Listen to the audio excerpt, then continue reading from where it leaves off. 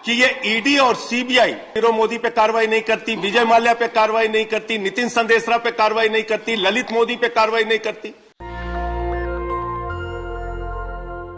ये वीडियो सुना आपने? ये सड़क का वीडियो नहीं है, ये संसद का वीडियो है। आम आदमी पार्टी के सांसद संजय सिंह ने सरेआम संसद में कहा कि इस देश में इनकम टैक्स और ईडी जो है वो सरकार के इशारे पर विपक्षी दलों के नेताओं को जेल में बंद कर रही है। वहीं इस देश से नीरव मोदी, विजय माल्या, नितिन संदेशरा, ललित मोदी, रेड्डी ब्रदर्स, येदियुरप्पा जैसे लोग बचे हुए हैं। नमस्कार, मैं शंभू कुमार सिंह और आप देख रहे हैं नेशनल दस्तक। संसद का सत्र चल रहा है, लोकसभा का सत्र चल रहा है, राज्यसभा का सत्र चल रहा है। लेकिन सोचिए, पहले जब राज्यसभा टीवी, लोकसभा टीवी अलग था तो आप सोशल मीडिया पर वीडियो का इस्तेमाल कर सकते थे। जब से संसद टीवी एकजुट हुआ है, पता नहीं कॉपीराइट का क्या मसला है। वैसे जब दीपदास मुंशी ब्रॉडकास्टिंग मिनिस्टर थे तब उन्होंने कहा था कि किसी भी सरकारी चैनल का कंटेंट कॉपीराइट क्लेम के बाहर होगा। लेकिन सोचिए इस देश के टीवी और अखबार की, टीवी अखबार पे संसद के तीसरे दिन सिर्फ एक ही खबर है संसद से कि जनसंख्या नियंत्रण बिल जारी हुआ है, और वही दूसरी खबर है उनके लिए यूनिफॉर्म सिविल कोड। लेकिन बाकी कोई खबर ही नहीं है। नेशनल दस्तक आपको लगातार संसद की वो खबरें दिखाता है जो इस देश के लिए बहुत ज़रूरी है। सोचिए, बीएसपी के सांसद दानिश अली ने संसद में बिल पेश किया था, प्राइवेट बिल, कि ईवीएम को वापस लिया जाए और बैलेट पेपर से चुनाव हो। कोई बहस नहीं हुई। वहीं दूसरी तरफ बीएसपी के ही सांसद रितेश पांडे ने तेज़ी से जिस तरह से सरकारी स्कूलों को बंद किया जा रहा है उस पर बात कही थी। जयंत चौधरी जो कि आरएलडी के सांसद हैं, उन्होंने लखीमपुर में जिस तरह से किसान की हत्या हुई थी थार चढ़ाकर, उस पर बात की थी। आज संसद में ही ये वीडियो देखिए। उसी विश्वविद्यालय का कैंपस आज पुलिस के बूटों की धमक से रौंदा जा रहा है। 400% छात्रों की फीस बढ़ा दी गई है। जो कांग्रेस के मेंबर ऑफ पार्लियामेंट हैं इमरान प्रताप गढ़ी, उन्होंने 400% फीस बढ़ा दी गई है इलाहाबाद यूनिवर्सिटी में, उसको लेकर सवाल किया। तो ये तमाम बड़ी खबरें जो सोशल मीडिया पर वायरल है, लेकिन कोई टीवी अखबार आपको नहीं दिखाएगा। तो चलिए वो तमाम बड़ी खबरें आपको बताते हैं। सोचिए, बिहार के कटिहार में 5 ओबीसी कम्युनिटी के यादव समुदाय के लोग की हत्या कर दी गई है। कहा जा रहा है कि वहाँ मवेशियों को चारा खिलाने, चारागाह में ले जाने पर एक सवर्ण समाज के मोहना ठाकुर को टैक्स देना पड़ता था। लोगों ने इसका विरोध किया तो उन लोग को गोली मार दी गई। वहाँ के तमाम अखबार जो हैं वो इनको गैंगवार कह रहे हैं, जबकि ऐसा नहीं है। अगर गैंगवार होता तो उधर से कोई भिंडी मूली भी तो टूटता। पांचों के पांचों यादव समुदाय के लोगों की हत्या हुई है, जिसको लेकर पूरे देश में हंगामा है।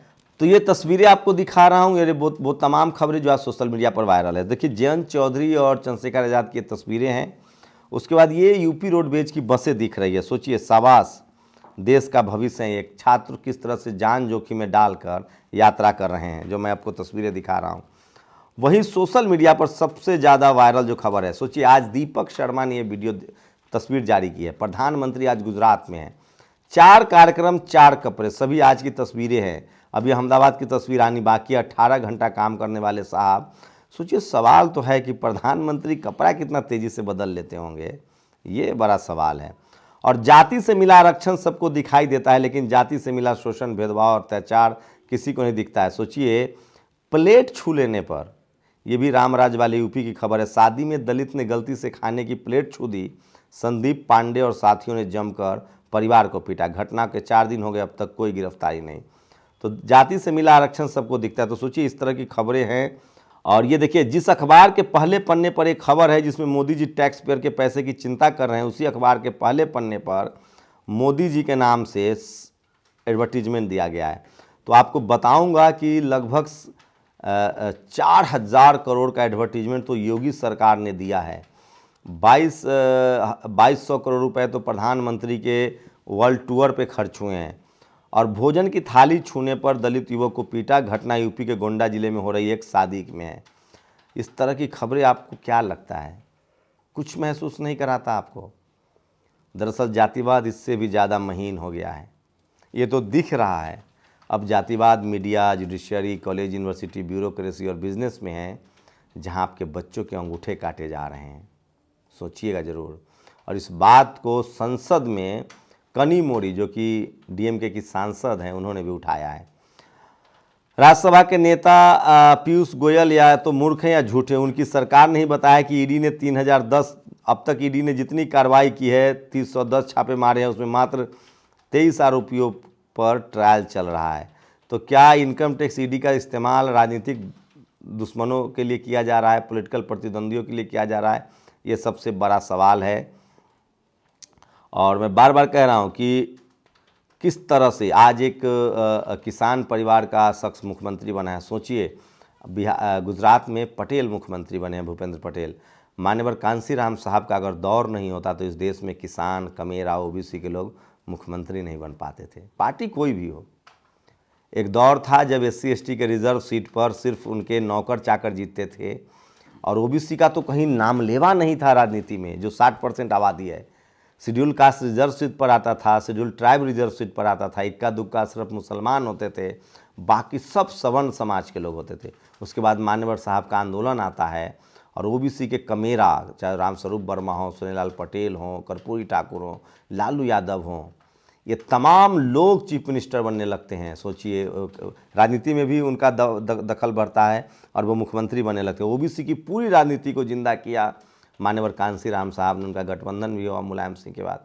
उसके बाद से लगातार अब ओबीसी और किसान वर्ग, अभी गुजरात में पटेल हैं, महाराष्ट्र में मराठा हैं, इन राज्यों में कांग्रेस ही से। कांग्रेस के शुरुआती 25 साल की राजनीति देखिए, 25-40 साल की, तब आपको पता चलेगा कि ब्राह्मणवाद की जड़ें कितनी गहरी थी और उसको कैसे कैसे। इसके लिए आपको सबसे ज़्यादा क्रेडिट देना पड़ेगा मान्यवर कांसीराम साहब का। यूँ ही नहीं, उनको किस राजनीति का रसायन शास्त्री कहा जाता है। वाईएसआर कांग्रेस पार्टी राज्यसभा में, सोचिए, संसद में जाति जनगणना का मुद्दा उठ गया है। सबसे बड़ी खबर बता रहा हूँ इस समय।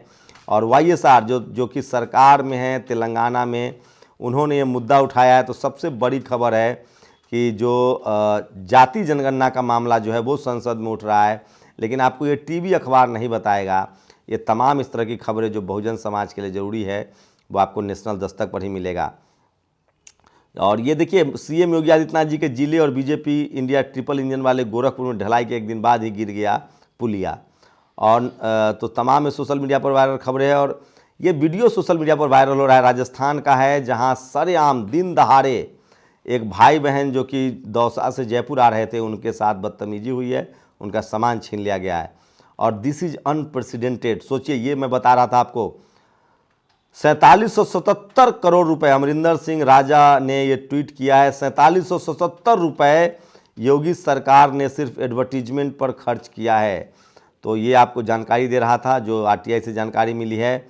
और जाति है कि जाति नहीं है, सोचिए, लगातार जातिवाद की खबरें आ रही है। छोटी जाति से होने की सज़ा, माँ के अंतिम संस्कार के लिए नहीं मिले 4 कंधे, अकेले ले गया बेटा। उड़ीसा में एक शख्स है। तो भारत एक जाति प्रधान देश है, जहाँ जाइएगा वहाँ जातियाँ मिलेंगी आपको। तो ये सोशल मीडिया पर वायरल खबर है। और 9 माह पूर्व JNUV छात्र, सोचिए, जोधपुर छात्रावास का नाम अब बाबा साहब अम्बेडकर के नाम पर होगा।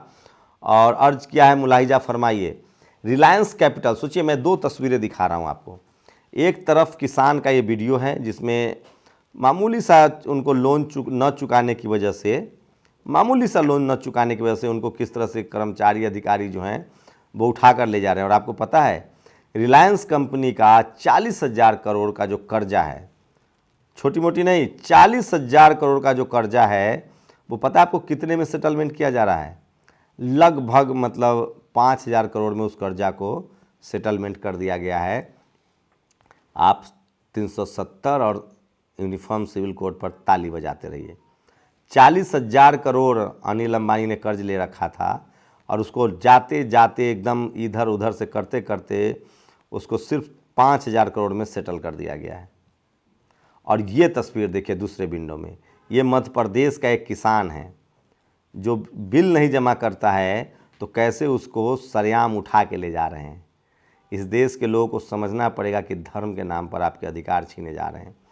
मध्य प्रदेश के ऑफिस SSC सरकार देश में होश में आओ, ओबीसी महासभा के लोगों ने लगातार वो प्रदर्शन कर रहे हैं, लगातार आंदोलन कर रहे हैं मध्य प्रदेश में।